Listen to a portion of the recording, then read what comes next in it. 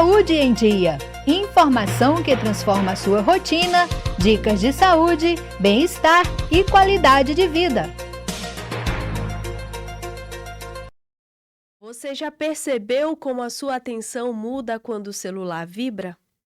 Ou que aquele só mais 5 minutinhos de tela sempre vira meia hora e você nem percebe? Pesquisas recentes apontam algo sério.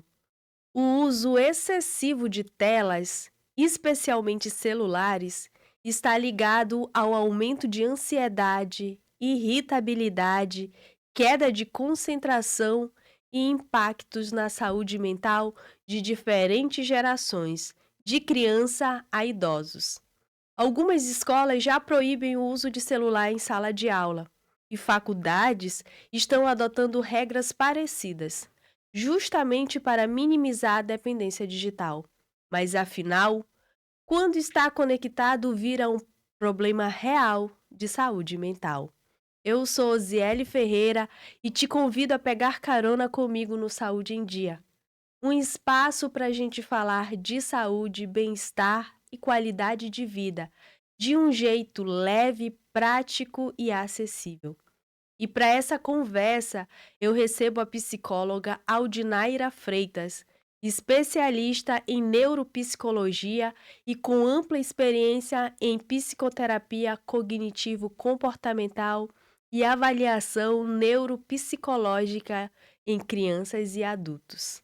Aldinaira, seja bem-vinda ao Saúde em Dia. Obrigada.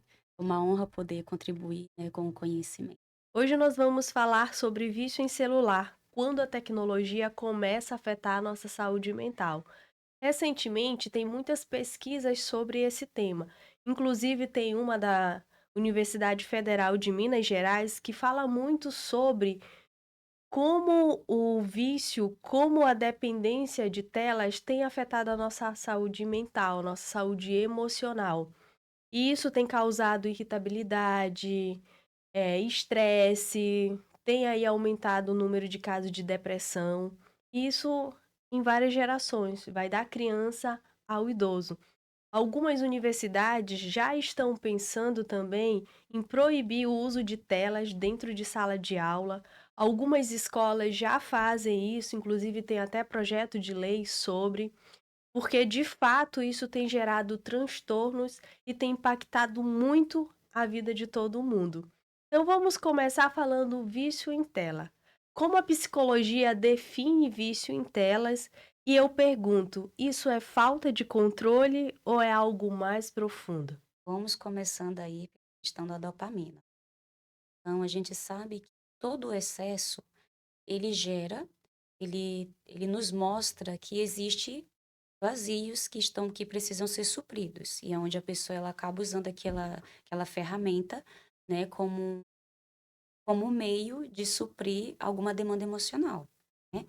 E quando se fala de uso, então aquela pessoa, ela tá, conforme ela vai passando ali, ó, o nosso cérebro, ele é como se fosse uma criança. Se você der a mesma comida sempre, a criança chega uma hora que ela não quer mais. Então, quando se trata, das imagens, dos vídeos curtos, porque hoje tudo é muito intencional, né? E aí, então, até os videozinhos são curtos, as imagens são muito coloridas para justamente, captar ali sua atenção. E a pessoa que já tem uma demanda interna, né, ali, emocional, ela vai acabar usando aquele meio como uma forma de ter prazer momentâneo. Então, ela, conforme ela vai girando ali a tela, ela vai tendo ali um prazer momentâneo, que a gente fala que é a dopamina. E o cérebro ele vai se viciando. Conforme a pessoa, ela vai usando, ela vai assistindo, isso é aos poucos, a pessoa, e aí a dopamina vai, né, vai lá em cima. E é por isso que dentro desse contexto da área cognitiva, você sabe que a dopamina ela está envolvida. Só que não é o celular em si, ele não é um vilão, mas que ele se apresenta dentro do consultório como um sintoma. É assim que nós vemos. Todo esse exagero ele vai gerando essa questão da irritabilidade, principalmente nas crianças, nos adolescentes que ainda estão em processo de formação e não sabem se autorregular. Então acabam por não compreender certos sentimentos, né, certas coisas que passam aqui no coração e na mente. Na prática, como isso funciona no cérebro e nas emoções dos adolescentes e das crianças? Então, essa é uma pergunta, assim, muito interessante, porque as pessoas acham que o cérebro já está formado, né? Só que não. De acordo com os estudos, o cérebro mesmo da criança e do adolescente, né, ou o cérebro humano, ele se desenvolve até os 20, 25 anos, né? Então, se ele já se forma, então tem um grande percurso ainda, né, a percorrer ali para que essa criança ela consiga ter mais controle sobre as emoções dela. Então, a área do lóbulo pré-frontal é a área mais afetada. E ela fica responsável pela tomada de decisão, controle inibitório, as emoções. Então, a gente fala que é o estado de alerta. Por isso que quando você exagera no uso, tanto de luz, ela gera essa alerta, né, nas Uhum. emoções. E a área mais prejudicada é as funções executivas. Ela é responsável pela área, pela memória de trabalho, ela te ajuda também no processo de aprendizagem, de comunicação. Então, a partir do momento em que uma criança, um adolescente, ele está superestimulando uma área do cérebro, ele está deixando de estimular outras funções que também são importantes para o desenvolvimento, como a área da imaginação, de, de comunicar, assim, de você ter aquela pessoa ali no dia a dia, conversando tete a tete, né? Porque não tem como você trocar uma interação virtual por uma interação real. O processo de aprendizagem é diferente, né? E as crianças também precisam usar a área criativa, como brincar, desenvolve ali a coordenação motora grossa, a coordenação motora fina, né? E é quando ela pula, corre, questão do equilíbrio, noção corporal, tudo isso funciona na área cerebral. Então, a partir do momento em que essa criança deixa de brincar, deixa de socializar, ela vai ter uma grande dificuldade justamente nessas habilidades que não estão sendo estimuladas. E aí prejudica o desenvolvimento. Então, nesse caso, a gente percebe que a atividade física, o movimentar o corpo, ir pra rua, Ir pra rua ir pra rua brincar, é muito ser importante, criança, né. ser criança. Quais são as orientações que você deixa para essas crianças que já estão viciadas em telas? Na verdade, seriam para os responsáveis, para os pais, para os avós, para os tios, que estão ali conduzindo, orientando, educando aquelas crianças. Quais são as orientações que você deixa para que elas trabalhem com as crianças nesse sentido de afastar de telas e fazer com que essas crianças se movimentem mais, brinquem mais. Recomendar sempre um uma rotina, né, porque quando você inclui uma rotina visual, né, Hum. ali para a criança, você estabelece horários, por exemplo, na segunda-feira, então a criança ela tem as suas demandas para fazer diária. E dentro dessas atividades, o responsável ele pode incluir a hora, por exemplo, do uso do telefone. Olha, você vai ter 1 hora para você brincar. E aí a outra hora você vai ter para você fazer determinadas atividades. Ajudar a criança a ter essa noção. E também brincar junto. Ou se não, tal horário vai ser o horário de a gente vai na praça, né? Nós vamos andar de bicicleta. Então, o adulto, ele tem que estar muito ativo dentro dessa rotina quando se trata de reduzir o uso do telefone.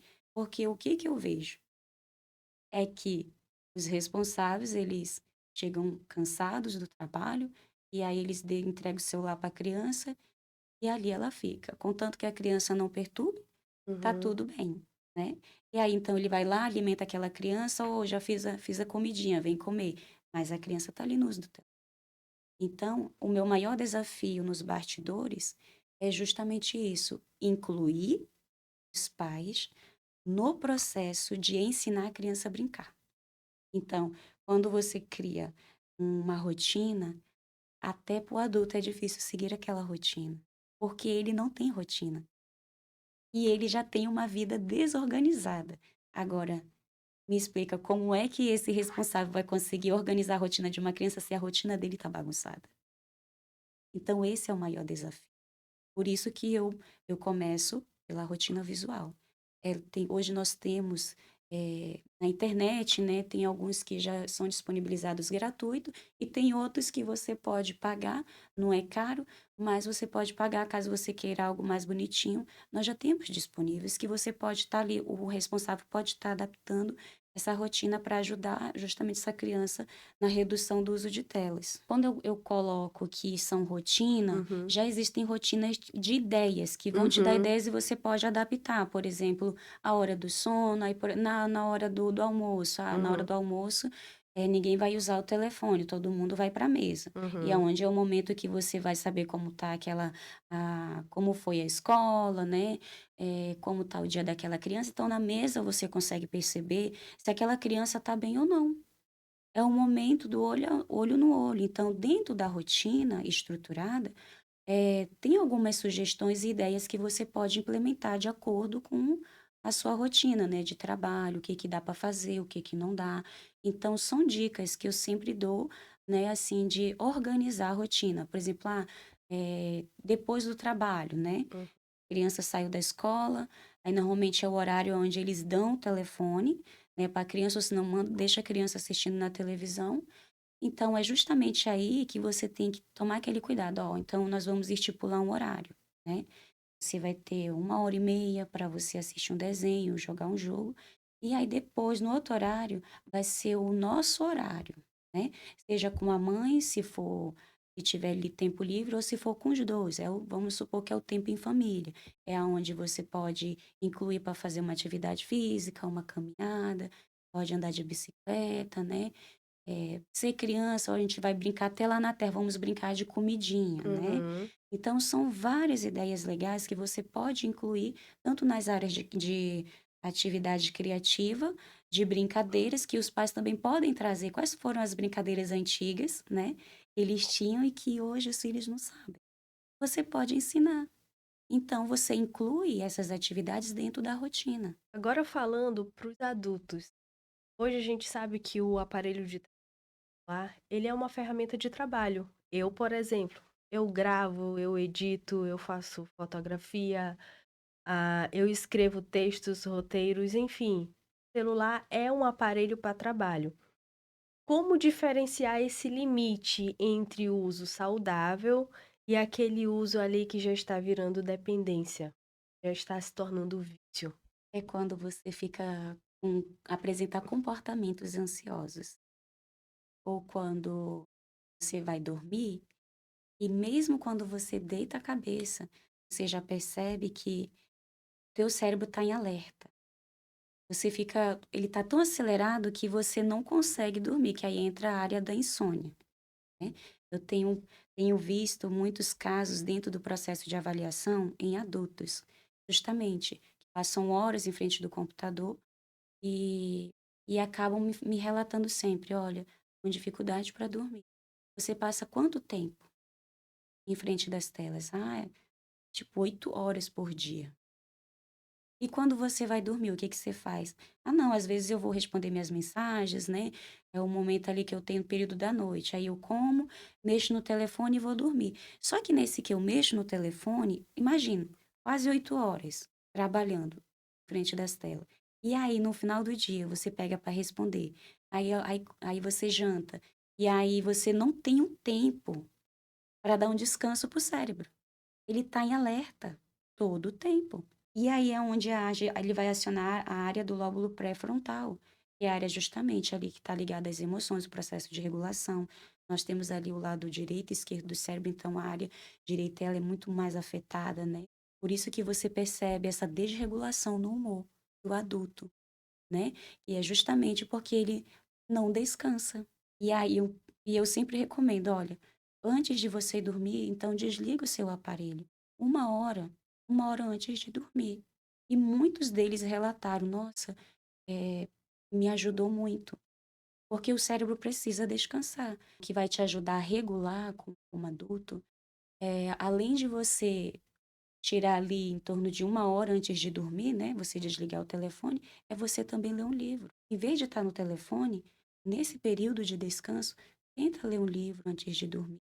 Coloca uma música ali que possa te ajudar a relaxar, fazer o teu corpo desligar, porque a luz ela vai manter o teu cérebro em alerta.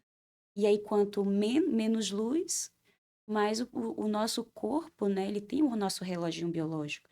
Ele vai te regulando, vai fazendo você lembrar que é a hora de descansar. Agora, quanto mais luz você tem antes de dormir, ele vai entender que não é hora de dormir. Por isso que você fica gastando energia. Mesmo quando você dorme, ele fica gastando energia. E aí você acorda, você acha que, meu Deus, dormi, parece que eu não descansei nada. Por quê? Porque o seu cérebro não conseguiu se desligar. Veja se esse meu pensamento faz sentido.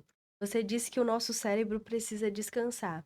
Eu observo, por exemplo, na academia, as pessoas estão ali movimentando o corpo, por exemplo, na esteira, mas estão aqui com o celular, na bicicleta, aqui com o celular, até no leg press, né? Levantando o pé, a pessoa está com o celular aqui. Aham. Mesmo que eu esteja fazendo uma atividade com o meu corpo, uma atividade manual, mas o tempo todo com o celular, de que forma isso afeta o meu cérebro? De que forma isso afeta o nosso cérebro? O cérebro, ele tá, primeiro que ele não consegue dividir, né, assim, dividir a atenção. Ele sempre vai dar uma ênfase para alguma área que você tá ali focado. Então, o que que ele vai entender? Que o telefone é mais importante.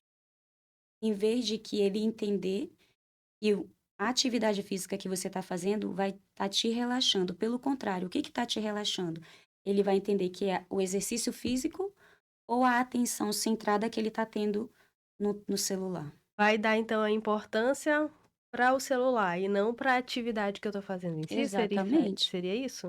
Você vai estar estimulando, mas só que ele vai estar aprendendo que o que regula ele não é a atividade em si, mas sim porque você está usando o telefone. Você está mexendo ali, ó, conversando, e você está fazendo atividade física. Ele está entendendo que quando você está no telefone, você está vendo o Instagram, é aquilo que está te regulando.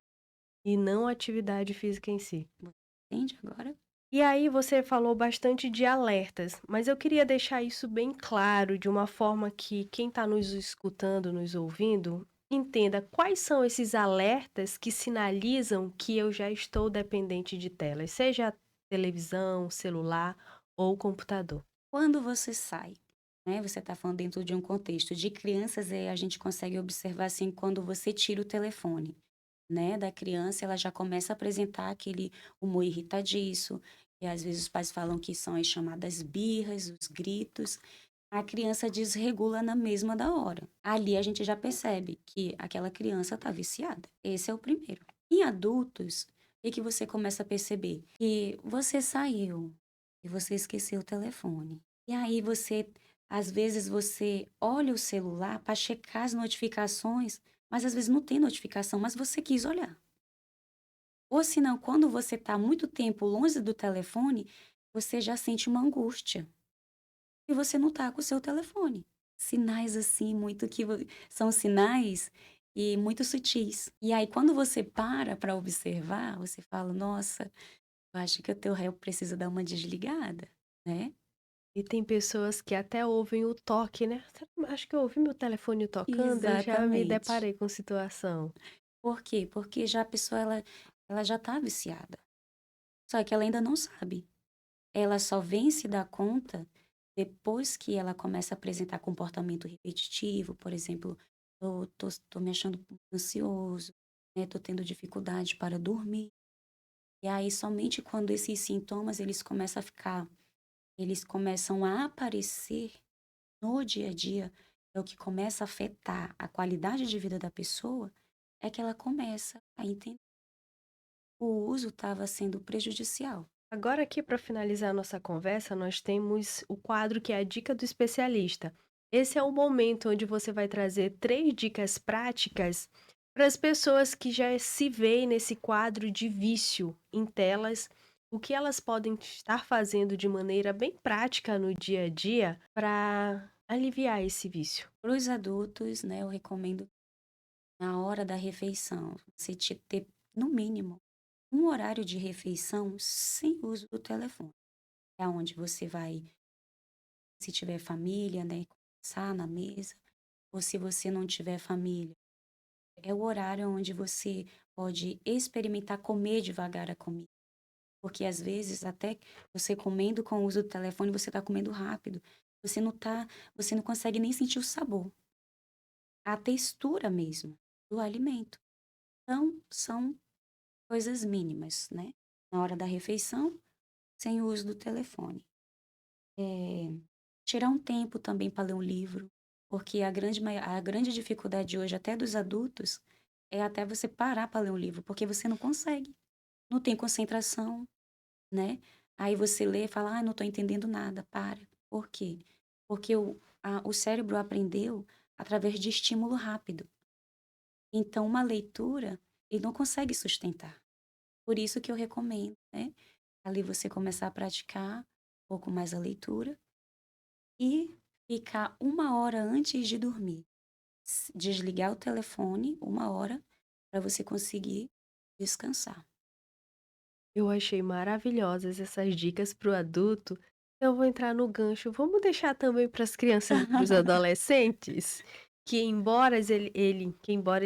eles tenham mais dificuldade, mas eu penso que o adulto que está ouvindo isso e é responsável por essa criança consiga fazer isso no dia a dia para que as crianças também tenham mais qualidade de vida. Esse é um ponto importante, porque a criança ela aprende através da imitação. Então, é o adulto que precisa reduzir esse uso. E ele é que precisa organizar agora essa agenda dessa criança. Porque as crianças que já estão viciadas, elas desaprenderam a brincar. Elas não sabem usar a criatividade para construir uma coisa legal. Elas não conseguem desenvolver o tédio. E aí é onde o adulto precisa ajudar essas crianças a aprender a brincar novamente, a incluir atividades, lazeres, que eles têm que estar junto com elas para ensinar elas a como fazer. Porque o que eu vejo hoje é que o problema não é as crianças em si, são os adultos. Então, a minha dica para as crianças continua permanecendo com os adultos. Eles precisam, eles mesmos reduzir o tempo de tela, porque eles são exemplos dentro de casa, e organizar a rotina dessa criança delimitando. Por exemplo, ao dia, ao horário, né, você pode usar. Depois daqui você não vai. Pensar, não sei o que eu vou fazer. Vai ser criança, né, vai pintar ali alguma coisa, vai fazer um bolinho de terra, vai jogar uma bola, né, com o irmão, porque às vezes quem tem irmão ainda fica ali jogando juntos, né? E então vai brincar de bola com o irmão, ou vai brincar de boneca, né? E estimular, né, a atividades ao ar livre para essas crianças. Gostei das dicas. Eu sei que são dicas práticas, inclusive aquelas 3 ali para os adultos: ler, comer sem ter o telefone ao lado. Eu pratico isso e eu sei que é muito benéfico. E 1 hora antes de dormir, deixar o celular de lado. Isso também faz uma diferença enorme, porque eu vivencio isso na prática e é libertador quando você aprende a fazer isso. Então, Aldinaira, eu te agradeço muito pela sua disponibilidade, do seu tempo aqui com a gente, por estar compartilhando os seus conhecimentos aqui, trazendo para quem está nos ouvindo mais informação e qualidade de vida para essas pessoas. Então, muito obrigada, por estar aqui com a gente. Eu que agradeço. E eu já deixo aqui um convite para uma próxima pauta, viu? Pode chamar. Tá certo, então, obrigada. O celular é uma ferramenta importante no nosso dia a dia, mas quando a ferramenta começa a nos controlar, a saúde mental começa a pagar o preço. A tecnologia veio para ficar, mas o equilíbrio também precisa fazer parte da nossa rotina. Se essa conversa abriu os seus olhos hoje, compartilhe com alguém que vive preso à tela, porque saúde mental, quando bem cuidada, transforma a vida. Semana que vem tem mais Saúde em Dia. Até lá e cuide bem de você.